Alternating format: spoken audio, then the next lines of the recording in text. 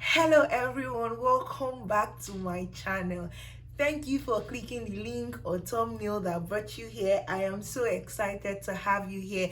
My name is Mercy and I make videos about faith and grad school and life in between. Thank you so much for being here. Thank you for the love you've shown on my first and second video. If you're a returning subscriber and if you're just coming here for the first time, thank you. Please click the subscribe button, support me. Let me know how you feel about this video. Okay, I need to say what the video is about first.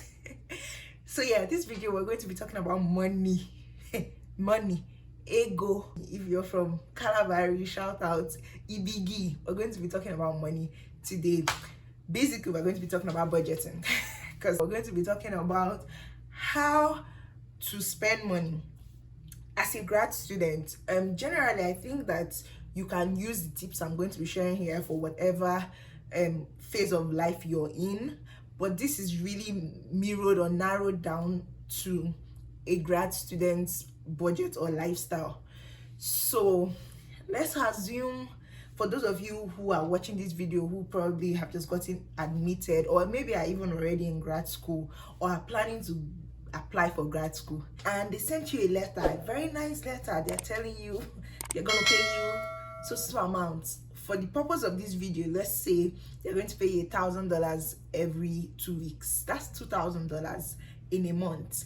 And then you look at it and you're like, oh, I'm so rich. I mean, you even feel like you can build house, you can buy car, you can buy land, you can, in fact, start investment company just from only your own money. You feel like you're Dangote or $10 or Oprah Winfrey.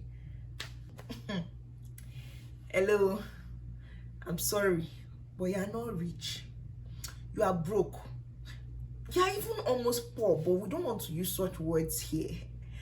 And I'm going to be showing you why you are broke and why you should manage your money, because you can't keep converting the money, especially to $1,000, $400K, $2,000, $800K, say 1 million. Then you now say you earn in millions. In fact, you tell yourself you're a millionaire. You are not. You're going to be spending the money in naira. So why do you think you're going to be spending the money in dollars. So why do you think that you are going to be weighing it from a naira perspective? It doesn't work that way. So I'm going to be giving you tips. I'm going to be sharing how I do my own budget. Of course, we're going to be using this $1,000. That's not how much I earn before you come for me. Please, that's not, I didn't say that. That's like averagely what some people earn as graduate students in the US. So we're going to be using that. And I'm going to be showing you how to efficiently break down this money such a way that you are still able to give, you are still able to save, but you are not homeless. You can pay your rent. You know, those things that are important to do. Not to say giving isn't important, but like you can pay your rent, you can afford to do so many other things that are necessary with your money. So let's get right into the video. I'm going to be sharing my Excel screen and I'm going to be speaking as I show you guys what I do and what is efficient to do in planning your money for the month. Hi guys, so in this video I decided to start by listing out all of the expenses that you would typically have per month as a graduate student. So that's why on my Excel sheet, on one column I just decided to put in monthly expenses, and on the other column I put in the cost. All of my cost here is in dollars, and of course it's subjective, but this will just give you an idea of how much you would typically spend. I decided to start with the most essentials, which first is rent. I put in $400 there. If you live in a bigger city, you would spend more, but sharing an apartment, $400 is typically fine. Renters insurance, not every management or landlord requires that, but it's just good that you are aware that exists.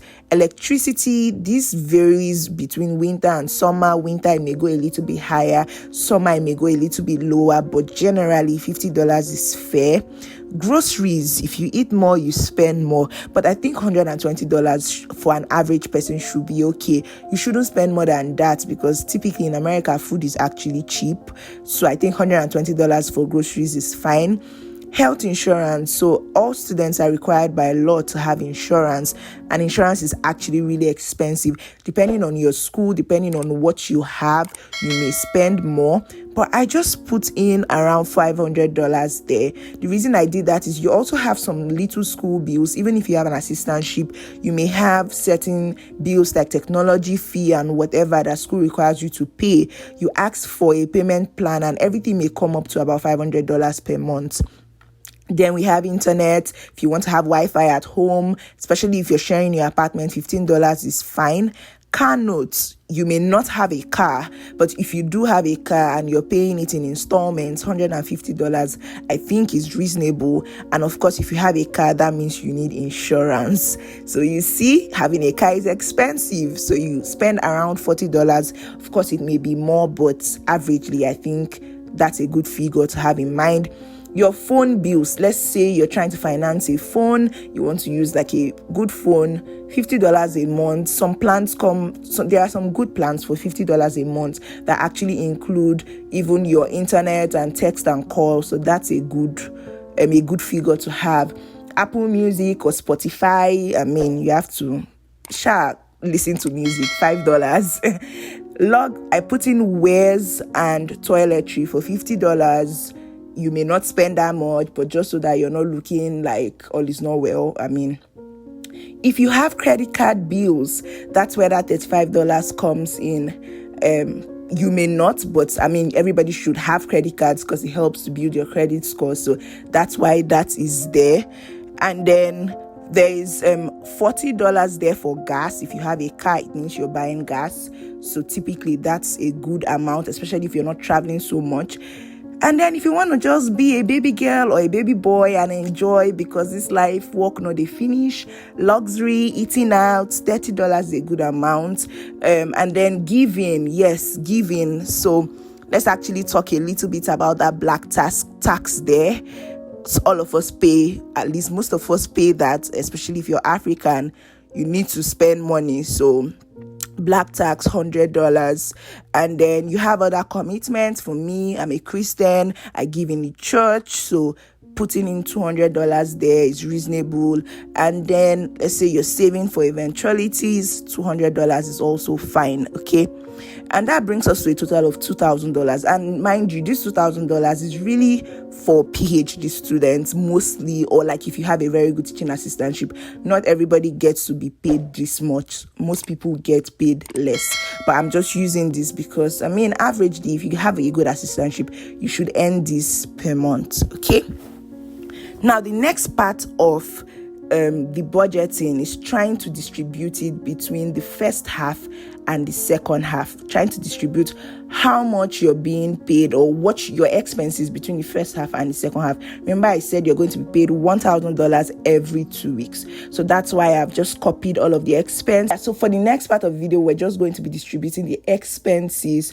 You would know your deadlines. I suggest everybody sets an alarm for when they have to pay what, especially with like credit card bills, phone bills, insurance, and even set up auto pay, right? So that it's easier. They just deduct the money and you're fine. But you should set it up in a way that you don't pay all of the bills during your first half and then you are broke, and then second half just manage it. And that's why I'm trying to just distribute it amongst both first half, second half. I think I'm going to keep a link to this template in the description box. So if this is something that you think would be useful for you, you may want to use it. I'm trying to distribute things that I know I need for both halves of the month. Like groceries are distributed $60 for each half. For gas, $20 for each half. For luxury, being a baby girl or a baby boy, $15 for each half. So that everything is not just clogged on one particular half. And even like the church commitments, $100 for each half. Saving also $100 for each half. It's just good to have a mental idea of how much you spend on what, so that you can be planning, so that you don't just spend the money and you're like, oh my God, I finished my money, I'm broke, and stuff like that. You can see that when we sum up each half, we have about $8,000, which was the goal, right?